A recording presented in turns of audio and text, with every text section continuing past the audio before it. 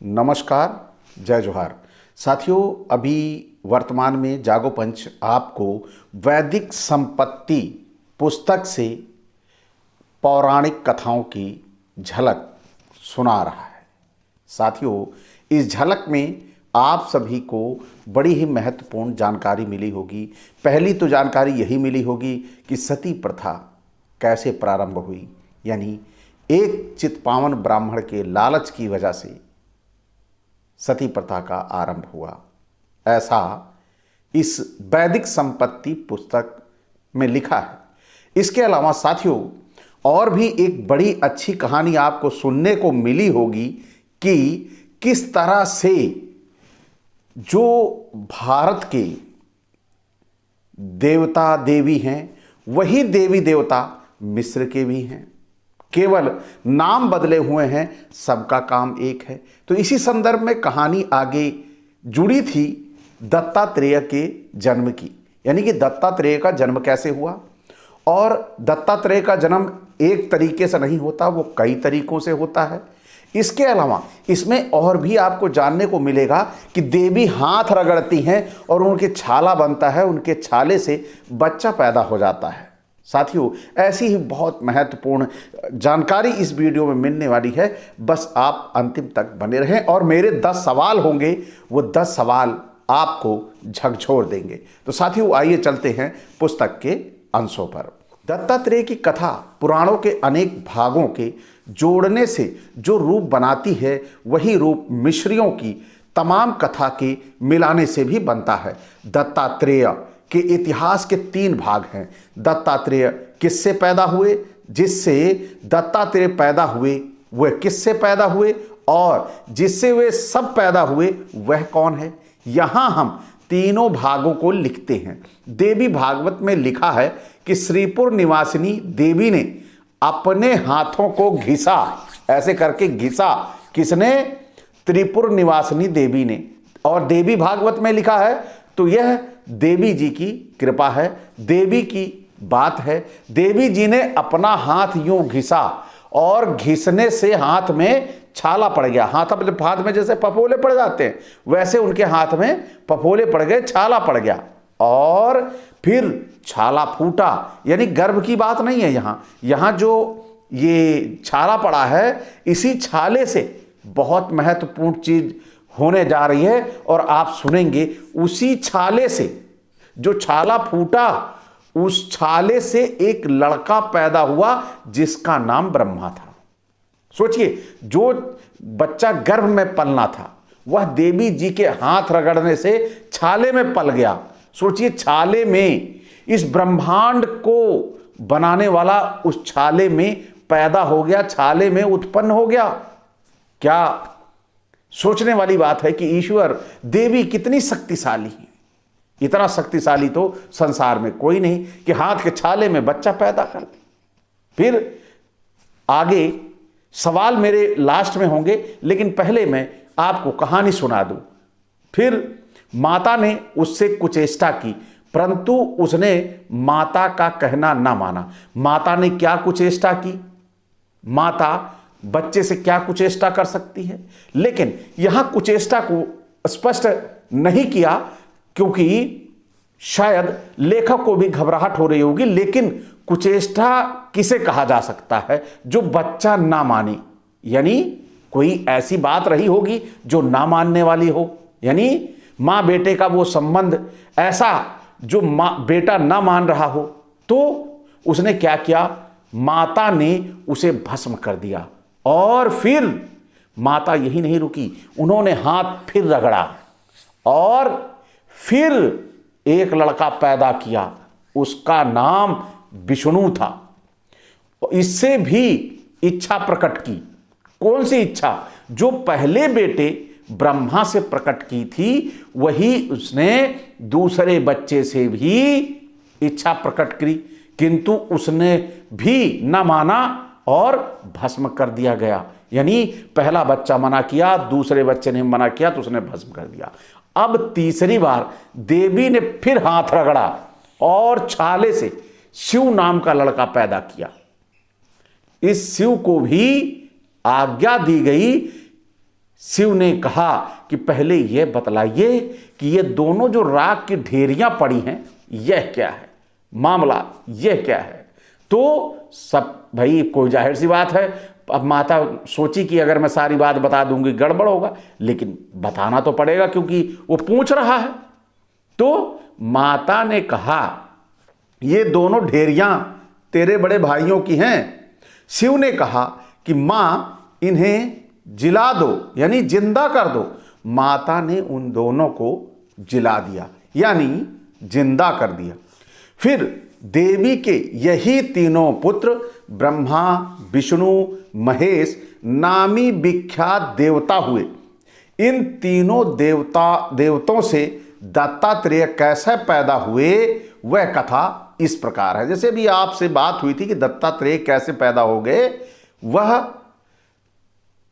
अब जानकारी आपको मिलने वाली है। पद्म पुराण में लिखा है कि अत्रि ऋषि शीत कटिबंध में तपस्या कर रहे थे, वहां उनको सर्दी लगी। वह सर्दी अत्रि ऋषि की आंख में घुस गई और आंसू बनकर बाहर निकल पड़ी। उसी गिरे हुए आंसू से चंद्रदीप, शीतदीप आदि भूभाग बन गए। फिर वह सर्दी आकाश की ओर उड़ी, परंतु खाली जगह में पैर न जम सके, इसलिए समुद्र में गिर पड़ी। उस गिरी हुई सर्दी को अत्रि ने अपना चंद्र नामी पुत्र मानकर समुद्र से कहा कि इसकी रक्षा करना। बहुत दिन तक समुद्र ने इसकी परवाह न की, परंतु अंत में उसको मनुष्य रूप देकर अपना पुत्र तथा लक्ष्मी का बंधु माना। उस समय वह चंद्र प्रकाशहीन था, इसलिए देवताओं ने उसे ओखली में कूटकर समुद्र में फेंक दिया। वह फेंका हुआ चूर्ण उत्तम चंद्रमा बन गया। वही चंद्रमा समुद्र मंथन के समय बाहर निकला और आकाश को उड़ गया, और आज वो आकाश में ही है। इस तरह उसको बेचारे को कूटा कि वह मतलब चमकने लगा, और फिर मंथन के समय वह बाहर निकला और आकाश में उड़ गया। अत्रि का यही चंद्र जगत के कल्याण के लिए हुआ, परंतु उन्होंने मनुष्य शरीरधारी पुत्र के लिए ब्रह्मा, विष्णु और शिव की आराधना की। ब्रह्मा, विष्णु और शिव ने क्रम से सोम, दत्तात्रेय और दुर्वासा नामक 3 पुत्र दिए। इसी से संबंध रखने वाली दूसरी कथा स्कंद पुराण में इस प्रकार है। अत्रि ऋषि ने मनुष्यों को वेद समझाने के लिए 3 पुत्र बनाए। एक सोम जो ब्रह्मा की आकृति का था, दूसरा दत्तात्रेय जो विष्णु की आकृति का था, और तीसरा दुर्वासा जो शंकर की आकृति का था। इन तीनों कथाओं से ज्ञात होता है कि देवी से ब्रह्मा, विष्णु और शिव हुए, तथा ब्रह्मा, विष्णु और शिव से सोम, दत्तात्रेय और दुर्वासा हुए। अब ये कहानी यही खत्म हो जाती तो ठीक था, लेकिन ये कहानी खत्म नहीं होती। लेकिन मैं आपको इसी का अगला भाग दूंगा। लेकिन अब चर्चा होगी हमारी कि ये जो कहानी थी पूरी की पूरी, कि किस तरह से हाथ रगड़ने से बच्चा पैदा हो गया। क्या ऐसा संभव है कि हाथ रगड़ने से बच्चा पैदा हो जाए? एक ही देवता एक है, 3 अलग अलग कथाएं हैं। देवी भागवत पुराण, पद्म पुराण, स्कंद पुराण, तीनों में दत्तात्रेय की उत्पत्ति अलग अलग बताई है। अब आपको बताना है, आपको से प्रश्न है मेरा कि यदि सत्य एक है तो कथा 3 क्यों?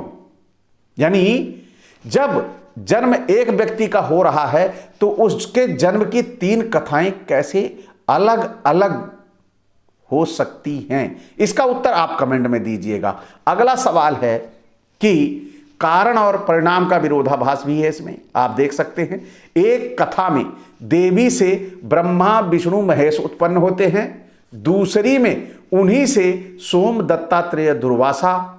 तो आपसे जो सवाल है, कारण और परिणाम की श्रृंखला उल्टी कैसे हो सकती है, यह आपको बताना है। और फिर आपसे एक सवाल और, तीनों कथाएं एक ही पात्रों को नए ढांचे में रखती हैं, क्या यह अलग संप्रदायों द्वारा अपनी श्रेष्ठता सिद्ध करने का प्रयास था? ये आपको जवाब देना है। क्या हाथ के छाले से जन्म हो सकता है?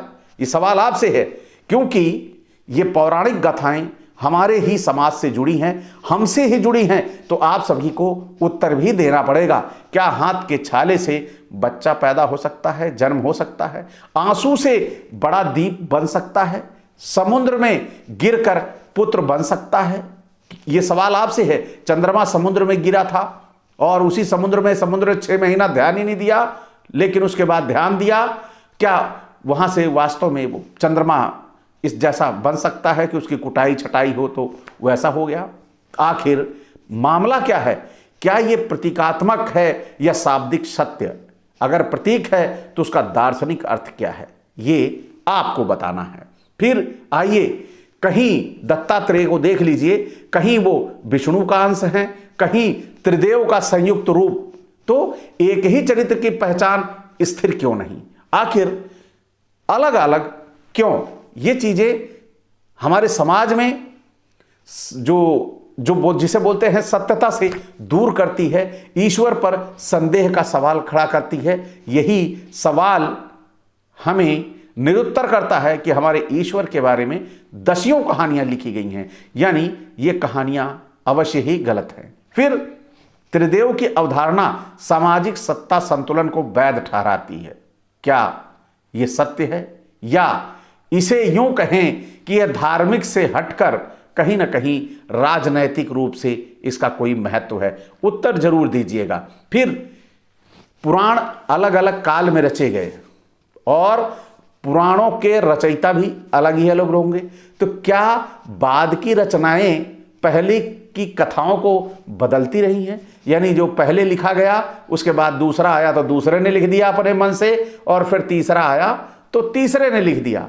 फिर आगे आपसे फिर सवाल है, पुत्र द्वारा, यानी पुत्र द्वारा मां की बात को ना मानना, फिर वहीं दूसरी तरफ माता द्वारा पुत्र को भस्म कर देना, ये कहां का न्याय है? क्या आपने आज तक सुना है कि किसी माता ने अपने बच्चे को मारा? तो सुना होगा, लेकिन भस्म किया नहीं सुना होगा। लेकिन यहां पर माता भस्म कर रही है। क्या यह नैतिक आदर्श प्रस्तुत कर रहा है या भय आधारित नियंत्रण? ये आपको जवाब देना है, क्योंकि जल्दी भावनाएं आहत आपकी होती हैं। तो जब भावनाएं आहत होती हैं तो इन सवालों को जवाब देने के अधिकारी भी आप ही बनते हैं। यदि ग्रंथ स्वयं एक दूसरे से सहमत नहीं है तो अंधविश्वास ही कहा जाएगा। ये आपको समझना होगा। श्रद्धा और तर्क साथ साथ चल सकते हैं या नहीं, ये आपको बताना है। तो साथियों, इसी के बाद साथ मैं आपको एक ही बात कहूंगा, निर्णय आपका। सोचिए, क्या ये इतिहास है या पाखंड? इसका निर्णय आप करेंगे, सवाल मेरा है।